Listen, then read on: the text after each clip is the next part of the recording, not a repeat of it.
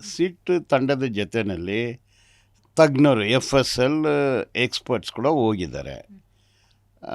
ಬೋನ್ಸು ಸಿಗ್ತಾ ಇದೆ, ಅಲ್ಲಿ ಊತಾಗಿರೋ ಜಾಗ ತೋರಿಸ್ತಾ ಇದ್ದಾರೆ, ಕೆಲವು ಕಡೆ ಸಿಗ್ತಾ ಇದೆ, ಕೆಲವು ಕಡೆ ಬೋನ್ಸ್ ಸಿಗ್ತಾ ಇದೆ, ಫ್ಲೆಶ್ಶು ಬ್ಲಡ್ಡು ಕೂದಲು ಸಿಗ್ತಾ ಇಲ್ಲ.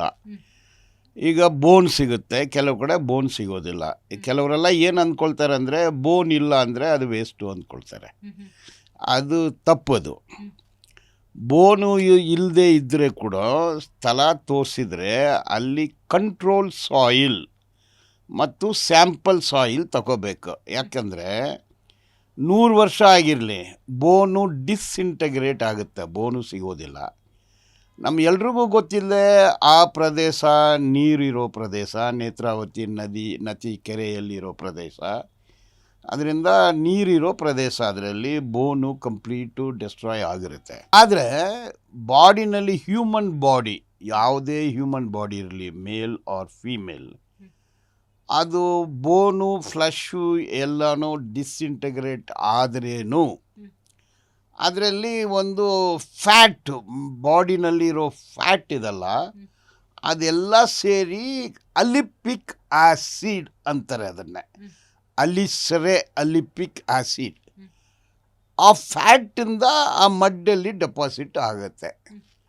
ಈಗ ತನಿಖಾಧಿಕಾರಿಗಳು FSLನವರು ಏನು ಮಾಡಬೇಕಂದ್ರೆ ಆ ಕಂಟ್ರೋಲ್ ಸಾಯಿಲ್, ಸ್ಯಾಂಪಲ್ ಸಾಯಿಲನ್ನು ತೆಗೆದು ಅದಕ್ಕೆ 2 ಡಿವೈಸ್ ಇದೆ. ಅದು ಬೆಂಗಳೂರು ಮಡಿವಾದಲ್ಲಿದೆ. ಒಂದು FTIR, frustrated total internal reflection ಅಂತಾರೆ, FTIR. ಇನ್ನೊಂದು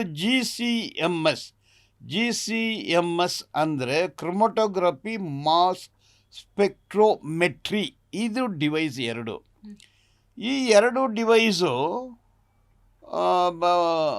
FSL ಮಡಿವಾಳದಲ್ಲಿ ಇದೆ.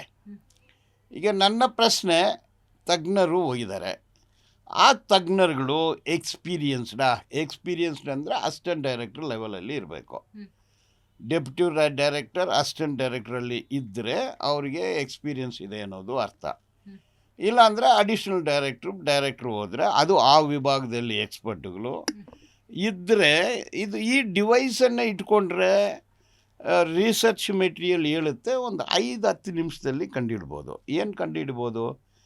ಅಲ್ಲಿ ಮನುಷ್ಯಂದ ಬೇರೆದ ನಂಬರ್ 1, ಪುರುಷರದ ಮಹಿಳೆಯರ್ದ ನಂಬರ್ 2, ನಂಬರ್ 3 ಅದರಲ್ಲಿ ಬಾಡಿ ಫ್ಲೂಯಿಡ್, ಅದು ಫ್ಯಾಟು, ಅದನ್ನು ಅಲಿಪಿಕ್ ಆಸಿಡ್, ಅಲ್ಸರೆ ಆಸಿಡ್ ಅಂತಾರೆ. ಸೊ ಅದರಲ್ಲಿ DNA ಪ್ರೊಫೈಲ್ ಸಿಗುತ್ತೆ. ಇಷ್ಟು ವಿಷಯ ತಗೊಂಡ್ರೆ ಅದನ್ನು ಲಿವಿಂಗ್ ಪರ್ಸನ್, ಯಾರ ಮನೆಯಲ್ಲಿ ಯಾರು ರಿಲೇಟಿವ್ಸು, ಮಗಳು ಮಿಸ್ಸಿಂಗ್ ಅಥವಾ ತಂಗಿ ಮಿಸ್ಸಿಂಗ್, ಅಕ್ಕ ಮಿಸ್ಸಿಂಗ್, ಇಲ್ಲ ಅಣ್ಣ ಮಿಸ್ಸಿಂಗ್, ತಮ್ಮ ಮಿಸ್ಸಿಂಗ್, ಸೊ ಅವರು ಪ್ರೊಫೈಲು ಮ್ಯಾಚ್ ಮಾಡಿದರೆ ಲೊಕೇಟ್ ಮಾಡುವುದು ಇಂಥದ್ದವರೇ ಅಂದು. ಅದರಿಂದ ನಾನು ಏನು ಹೇಳಕ್ಕೆ ಬಯಸ್ತೀನಿ ಅಂದರೆ, ಸೊ ಬೋನ್ ಸಿಗಿಲ್ಲ ಅಂದ್ರೇನೂ ಪರವಾಗಿಲ್ಲ, ಫ್ಲಶ್ಶು ಕೂದಲು ಸಿಗಲಿಲ್ಲ ಅಂದ್ರೇನೂ ಪರವಾಗಿಲ್ಲ.